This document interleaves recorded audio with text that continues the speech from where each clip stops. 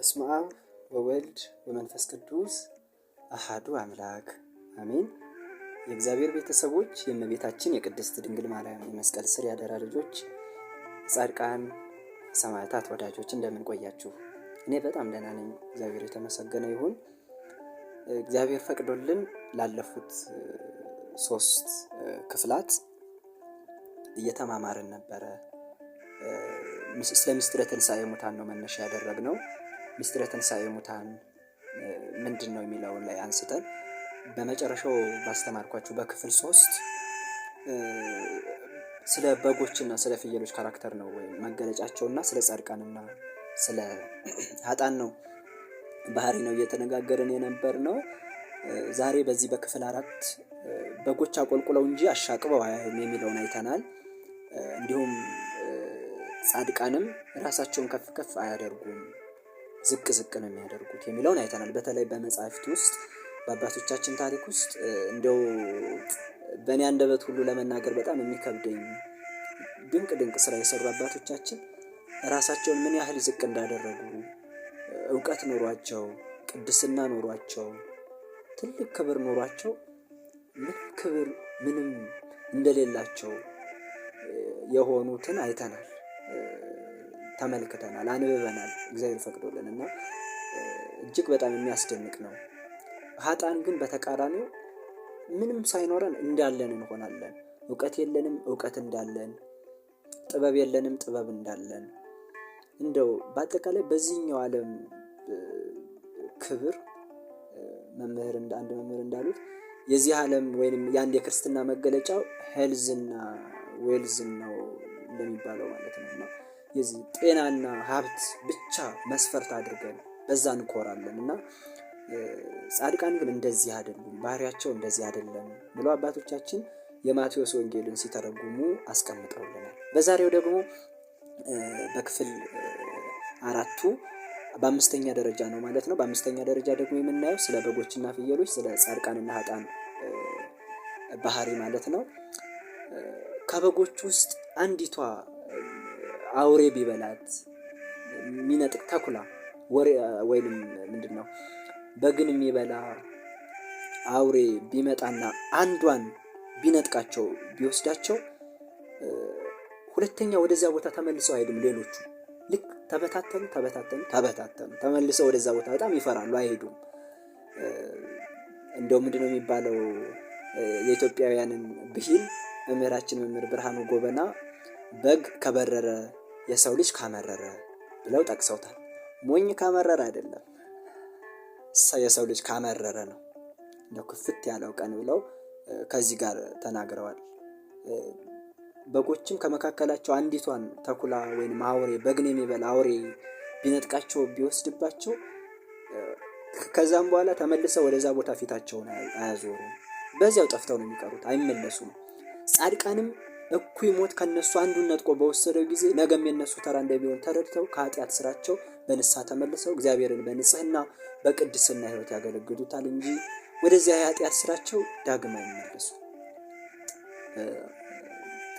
ኃጢአት እንሰራለን፣ ተሳስተንም አውቀንም ሳናቅም በድፍረት እንሰራለን ኃጢአት። የጻድቅነት መገለጫው ግን አንድ የሰሩትን ኃጢአት በንስሐ ታጥቦ አለመመለስ ነው። በቃኝ፣ አንድ ጊዜ ሰርቻለሁ፣ አንድ ጊዜ ራሴን አርክሻለሁ፣ አንድ ጊዜ እግዚአብሔርን አሳዝኛለሁ፣ እርሱ ይቅር ካለኝ እኔም ከተመለስኩኝ በቃኝ፣ ከዚህ በኋላ ወደዛ ወደ ክፉ ኃጢአቴ አልመለስ። ዘፈን ሰማ ነበረ፣ አሁን ግን አልሰማም። እደንስ ዘፍን ነበረ፣ አሁን ግን አላደርገውም ማለት ለራስ ቃል መግባት። ይሄ ብቻም በቂ ስላልሆነ ራሳችንን ካሳመንና ካቆምን ለንስሐ አባታችን ተናዘን ወደዛ ኃጢአት አለመመለስ። ምሳሌ ቦታ ከሆነ እኛን እያሳሳተን ያለው ወደዛ ቦታ አለመሄድ፣ ሁኔታዎች ከሆኑ እኛን ወደዛ ነገር ፑሽ የሚያደርጉ የሚገፉን መተው፣ ማስወገድ።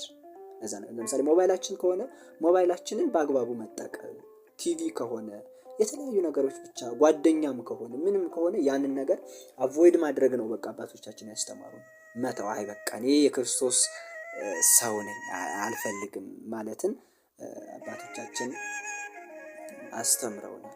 እና ጻድቃን አንድ ጊዜ ካጠፉ በኋላ ያንን ነገር ይተውታል። ከኃጢአት ስራቸው ፍጹም ይመለሱና እግዚአብሔርን በንጽህና በቅድስና ያገለግሉታል። በነገራችን ላይ በመጽሐፍ ቅዱስም ታላላቅ አባቶቻችን ሁልጊዜ እኛም ስናነብ እንደዚሁ ስተርክላችሁ ስንነጋገርም እንደሰማችሁት እናንተም እንደምታውቁት ብዙ አባቶቻችን በኃጢአት ውስጥ አልፈዋል። ሁሉም እያልኩኝ አይደለም፣ ከማህፀን ጀምሮ የተመረጡ አሉ ታላላቅ አባቶቻችን። ነገር ግን የሆነች ደግሞ እንከን የተገኘችባቸው አባቶቻችን አሉ። እግዚአብሔር ግን ያንን ስህተታቸውን አይቶ በቃችሁ እናንተን አልፈልግም አላላቸውም። ቅዱስ ዳዊትን እንደ ልቤ ብሎታል። ነቢየ እግዚአብሔር ኢሳያስን ያን ሁሉ ነገር እንዲያስተምር እንዲናገር በሰማዕትነት እንዲያርፍ አድርጎታል። ስለዚህ ከኃጢአት መመለስ እግዚአብሔር በጣም ይወደዋል እና በጎች ከመካከላቸው አንዱን አውሬ ቢበላባቸው ተመልሰው ወደዛ ቦታ እንደማይሄዱት ሁሉ ጻድቃንም ከመካከላቸው አንድ ሰው በሞት ሲወሰድ ነገ ምን ነኝ እኮ ተረኛ እኔ እኮ ነኝ የምሞተው ምን ስራ አለኝ በምን እንዴት ተዘጋጅቻለሁ ብለው ራሳቸውን ይገመግሙና ይሰሩት የነበረውን ኃጢአት ያስቡት የነበረውን ክፉ ሐሳብ ፍጹም ትተው ወደ እግዚአብሔር ይመለሳሉ። እና ሁላችንም እንደው ካሳለፍነው ከኖርንበት ከምናስበው ከምንናገረው ክፋት ሁሉ ተመልሰን በጽድቅ እንድንኖር አምላከ ቅዱሳን ይርዳን። በተቃራኒው ፍየሎች ግን ከመካከላቸው ነብር አንዷን ቢወስዳት ለጊዜው ደንብረው ይሄዳሉ። ለጊዜው ያው በዚህም ይላሉ፣ ይሮጣሉ፣ ይሄዳሉ። በኋላ ግን ተመልሰው ቅጠል ካገኙ የሚጠጡትን ውሃ ካገኙ ወደዛ ቦታ ተመልሰው ይሄዳሉ። ልክ ኃጢአተኛ ሰዎችም ከመካከላቸው አንዱ ሳያስቡት በሞት ተነጥቆ ሲወሰድ ሲያዩ ለጊዜው ደንግጠው ከኃጢአት ስራቸው ታቅበው በንስሐ ወደ እግዚአብሔር ይመለሳሉ። በቃ እግዚአብሔርን አሳዝነን ነበር እንደዚህ ብሎ ማለት ነው። ልክ እኛ ማለት ነው ስሜታዊ ክርስቲያኖች ልክ የሆነ ስብከት ስንሰማ በቃኝ ምናምን እንደምንለው ጽናት እንደሌለን በቃ ከዚህም በኋላ 7 ሰዓት እነሳለሁ 9 ሰዓት እነሳለሁ ወይ ብለን እንወስናለን። ለጸሎት ማለት ነው። ያው ነገር በእርግጥ ለሴኩላሩ ዓለም በተለይ ተማሪዎችን ይጠቅመናል። በጊዜ መነሳቱ ግን ለሆነች ጊዜ እንወስናለን፣ እቅድ እናወጣለን። በቃ ከዚህም በኋላ ፊልም ላይ ዘፈንማ ጭራሽ ከስልክ ይደልታለሁ እንልና በቃ ልክ ስሜታዊ ክርስቲያን እንሆናለን። መልሶ የስብከቱ ሐሳብ ከውስጣችን ሲጠፋ፣ የሰማነው መዝሙር ከውስጣችን ሲጠፋ፣ ወይ የነበርንበት ቦታ ቤተክርስቲያን ከሆነ የሰማነው፣ ገዳም ከሆነ የሰማነው፣ ከዛ ስንወጣ ወዲያው ወደ ቀደመ ግብራችን እንመለሳለን።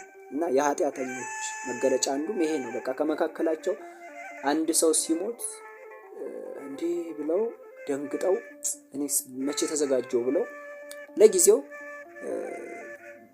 ለመመለስ ይሞክራሉ። ግን ያኛው የሞተው ሰውዬ ከህሊናቸው ሲጠፋ፣ ያው ሰው ከሞተ ይረሳል መቼም አይደል? እንኳን ሞቶ አንዳንድ ጊዜ ስንራራቅም እንረሳሳለን አይደለ? ከጓደኞቻችን ጋር ከቤተሰብ ጋር እንደዚህ ሁሉ የሞተ ሰው ከህሊና ይረሳል። እና ሲረሳ በቃ የዓለም ሁኔታ የዚህ ዓለም ነገር በጣም ይማርካቸውና ተመልሰው ወደዛ ክፉ ስራቸው ይመለሳሉ። በዚህም ጸባያቸው በጎች የጻድቃን ፍየሎች የኃጥአን ምሳሌ ሆነዋል። ዳሩ ግን ያው እንግዲህ እንደምታውቁት በትርጓሜ ወንጌልም እንደተገለጠው መምህራችን መምህር ብርሃኑ ጎበናም በአምደ ሃይማኖት ላይ እንዳስቀመጡልን እስካሁን በግ ፍየል እያልን ነበር አይደል? ያየን የነበረው በግ ጻድቅ ፍየል ደግሞ ኃጢአተኛ ናት ማለት አይደለም። ሲጀመር ተነጋግረናል። ከሰው ልጆች ውጪ ከስነ ፍጥረት መካከል ትንሣኤ ያለው የለም ሌላ። መላእክትም ቢሆኑ ስጋ የላቸውምና አይሞቱምና ትንሣኤ የላቸውም። እኛ ሰዎች ብቻ ነን ትንሣኤ ያለንና እንደው በግ እያልን ስናወራ በቃ በግ ጻድቅ ነው ማለት ነው እንዳንል፣ በግ ስናይ በቃ በግ እኮ ጻድቅ ነው እንዳንል፣ ፍየልም ኃጥ ነው በቃ ፍየል ኃጢአተኛ ናት ብላችሁ ደግሞ ስጋዋንም ቢሆን አልበላም እንዳትሉ በእያንዳንዳችን ህሊና ሊታወቅ ይገባል። ያው ምንም ግልጽ ነው፣ እናንተም ትረዱኛላችሁ፣ አባቶቻችንም አስተምረውናል። እና የበግና የፍየል ካራክተር ባህሪ መገለጫ ከጻድቃንና ከኃጥአን ባህሪ ጋር አመሳስለው አገናኝተው የማቴዎስ ወንጌልን የተረጎሙልን አባቶቻችን አስቀምጠውልናል። በረከታቸው ይደርብን የሁሉም አባቶቻችንና እግዚአብሔር ቢፈቅድ በቀጣዩ ክፍል ደግሞ እንገናኛለን። እግዚአብሔር ከሁላችን ጋር ይሁን። የሰማነውን በልቦናችን ያሳድርብን። ወስብሐት ለእግዚአብሔር።